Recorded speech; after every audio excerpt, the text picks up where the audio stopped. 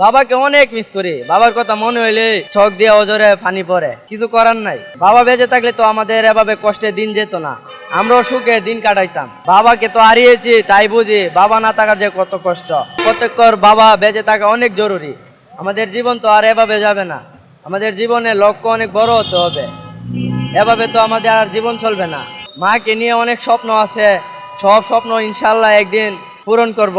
যখন চাকরি করবেন প্রথম মাসের বেতন দিয়ে মাকে কি উপহার দেওয়ার স্বপ্ন আছে? মার যা যা লাগে সব কিছু কিনে দেব, শাড়ি যা যা লাগে যাবতীয় জিনিস সব কিছুই আমি কিনে দেব মার জন্য। আপনার ভাইরা বউ পেয়ে বাবা মাকে পর করে দিয়েছে, আপনিও কি তাদের মতো করবেন না বাবা মায়ের কাছে রাখবেন? না না, আমি তাদের মতো করবো কেন? আমি হলাম পরিবারের ছোট ছেলে, আমি যদি এটা করি সেটা তো ওর হলো না। আমি আমার মাকে খুব ভালোবাসি, কখনো এরকমটা হতে দিব না। দরকার হলে বিয়েই করবো না মার জন্য।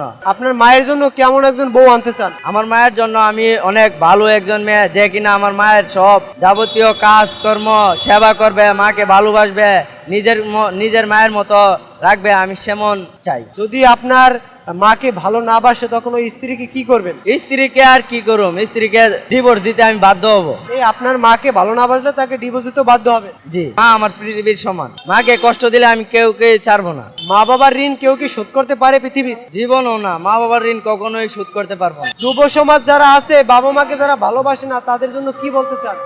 তাদের নিয়ে বলতে চাই, মা না থাকলে বোঝা যাবে মা না থাকার যে কত কষ্টটা। বাবাকে তো হারিয়েছি, তাই বুঝি বাবা না থাকার যে কত কষ্ট। কেউ মাকে কখনো অসম্মান করবেন না, সবাই মাকে ভালোবাসবেন। মা ছাড়া দুনিয়া চলে না। মা হলো এমন একটা জিনিস যেটা কিনা না দেখলে মনই ভরে না। মার সাথে কথা না বললে আমার ভালোই লাগে না, না দেখলে অনেক কষ্ট লাগে মাকে। মাকে বলা হয়নি এমন কোনো কথা আছে যেটা আজকে আমাদের মাধ্যমে বলবেন? মাকে আমি অনেক ভালোবাসি, সেই কথাটা এখনো আমি বলতে পারিনি। মাকে আজকে বলে দেন, মা আমি তোমাকে অনেক ভালোবাসি, কখনো আমি তোমাকে হারাতে চাই না, তুমি আমাকে কখনো ছেড়ে যেও না। মৃত্যুর আগ পর্যন্ত আমি তোমার পাশে থাকতে চাই। এখন বর্তমানে কি কাজ করেন? এখন কিছু কাজ করি না, পড়ালেখা করতেছি, কাজ বিচারতেছি। কোন জায়গায় লেখাপড়া করেন? আমি বর্তমান লেখাপড়া করি নরসিংদীতে আইডিয়াল স্কুলে।